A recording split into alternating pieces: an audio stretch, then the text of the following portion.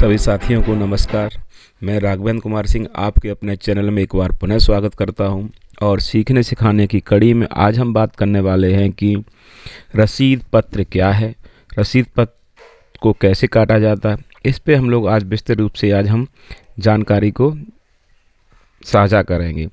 अगर आपका अन्य प्रकार का भी कोई सवाल है तो आप निश्चित कमेंट्स बॉक्स में लिखकर पूछ सकते हैं, तो मैं अवश्य प्रयास करूंगा कि आपके उस सवाल का जवाब दे सकूं। और अगर आपको वीडियो अच्छा लगता है तो आप शेयर भी कर सकते हैं। तो सबसे पहले हम समझते हैं कि आखिर रसीद पत्र की परिभाषा क्या है। जब एक संगठन या संस्था को अन्य संस्थाओं या व्यक्ति के द्वारा नकद, चेक, डीडी आदि के माध्यम से धनराशि प्राप्त होने के समय में सबूत जैसा लिख के देने वाले पत्र को हम रसीद कहते हैं।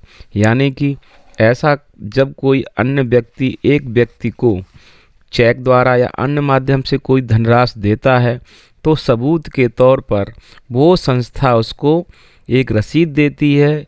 उसमें सारा ब्यौरा लिखा होता है कि उसने कितना धनराशि दिया है, किस किस मद में दिया है।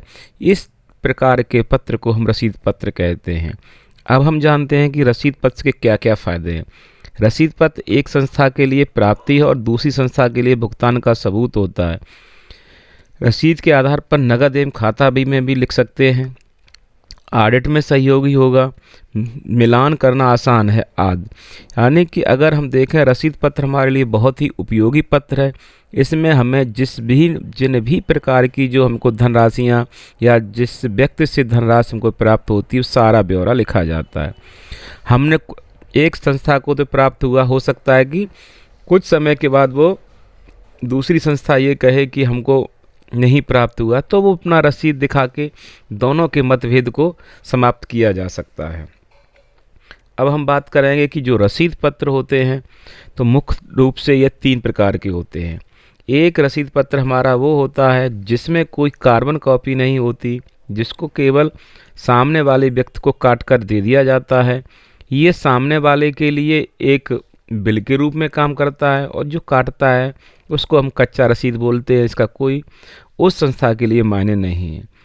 एक होता है जिसमें 2 कॉपी होती हैं, जिसमें हम कार्बन का उपयोग करते हैं।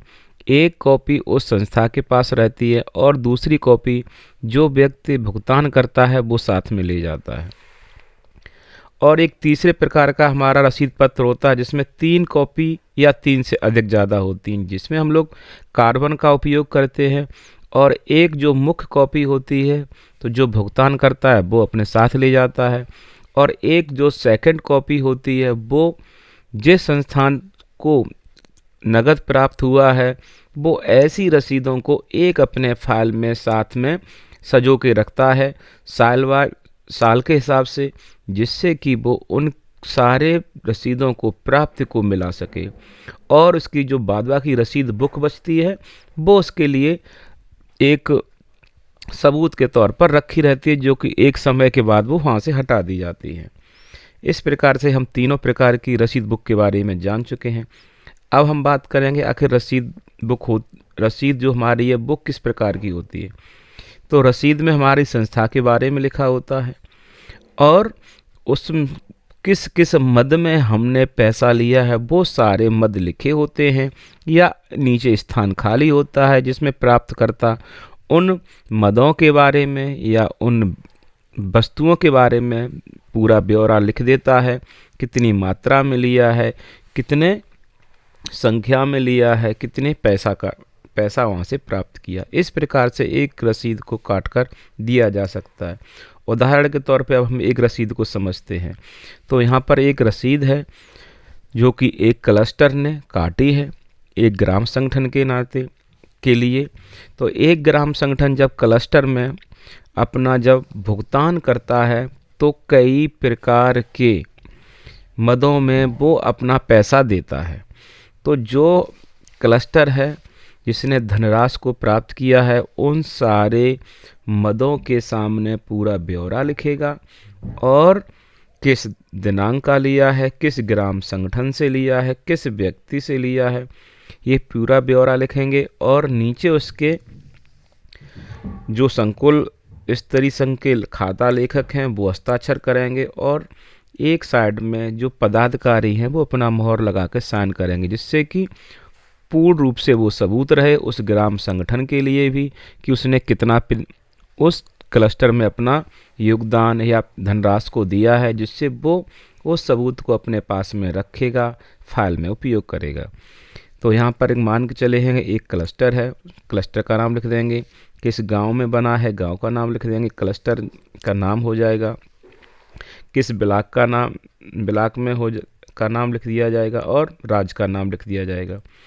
अब जिस तारीख में ये प्राप्त हुआ है और रसीद कटी है, ये दो चीज़ें हैं। तो इनका जो प्राप्त हुआ है 4 तारीख में प्राप्त हुआ है, 4 तारीख में ही इन्होंने रसीद को काटा है। तो यहाँ पर एक लक्ष्मी महिला ग्राम संगठन है, उसका नाम लिख दिया गया है और उसमें भी साफ साफ लिख दिया गया सुमन सचिव ने दिया, यानी लक्ष्मी महिला ग्राम संगठन है जिसमें से सुमन नाम की महिला है जो सचिव पद पर है। उसने कुल मिला के 7,000 रुपये एक क्लस्टर में जमा किए हैं। तो सदस्यता शुल्क के रूप में उसने 200 रुपया जमा किया है और उसने अपना बचत जो है जमा किया है वो जनवरी 2021 का है, फरवरी 2021 का 200 रुपया है। उसने पहले से जो ऋण ले रखा था तो वो 5,000 रुपया ऋण वापस किया है, कुल ब्याज उसने 600 रुपया दिया है। और अन्य ये मान के चलें उसने समूह के लिए उस क्लस्टर से 2 बुक्स खरीदी हैं जिनका कीमत 1,000 रुपया। इस प्रकार से उसने कुल मिला के क्लस्टर में 7,000 रुपया दिया है। तो यहाँ हमारा ध्यान रखने योग्य बात यह है कि हमें विवरण में सारी बातों को साफ साफ लिख देना है, किस माह का है, किस दिनांक का, और फिर नीचे जाके अक्षरों में भी लिख देंगे जिससे कि कोई बाद में गलती ना हो और हेरा फेरी ना हो सके। उसके बाद अगर उसने हमें चेक से दिया है तो चेक नंबर डाल देंगे, अगर नगद दिया है तो हम नगद लिख देंगे, किस दिनांक को प्राप्त हुआ है हम दिनांक लिख देंगे और उसके बाद नीचे अपना अकाउंटेंट सिग्नेचर कर देंगे कि उनको जो प्राप्त हुआ है। उसके बाद फिर सील मोहर लगाकर तीनों पदाधिकारी साइन कर दें। इस प्रकार से एक हम रसीद को काट कर जो सामने वाला ग्राम संगठन है उसको दे देंगे और एक रसीद को हम अपने पास रख लेंगे। तो इस प्रकार हम देखेंगे कि एक रसीद को हमने अपने फाइल में लगा लिया है काट के कॉर्बन कापी से, और एक रसीद हमने जो मेन कापी है जो ग्राम संगठन की महिला आई थी उसको दे दिया है, और एक हमारी बिल जो हमारी रसीद बुक है वो उसमें एक साथ बना रहा है। इस प्रकार से हम अच्छे तरीक़ा से जान चुके हैं कि रसीद का क्या क्या उपयोग है, क्या उपयोगिता है और कैसे रसीद को काटा जाता है। तो यहाँ ध्यान रखने वाली ये बात है कि हमारी जितनी भी रसीदें कटेंगी कम से कम 2 या 3 कॉपी में कटेंगी। एक कॉपी हमारे पास रहेगी और दूसरी कॉपी ग्राम संगठन को दिया, जिससे कि आगे जाकर किसी प्रकार का मतभेद ना हो सके। आप सभी का बहुत बहुत धन्यवाद। अगर अन्य प्रकार की कोई जानकारी चाहिए तो आप निश्चित रूप से कमेंट्स बॉक्स में लिख सकते हैं।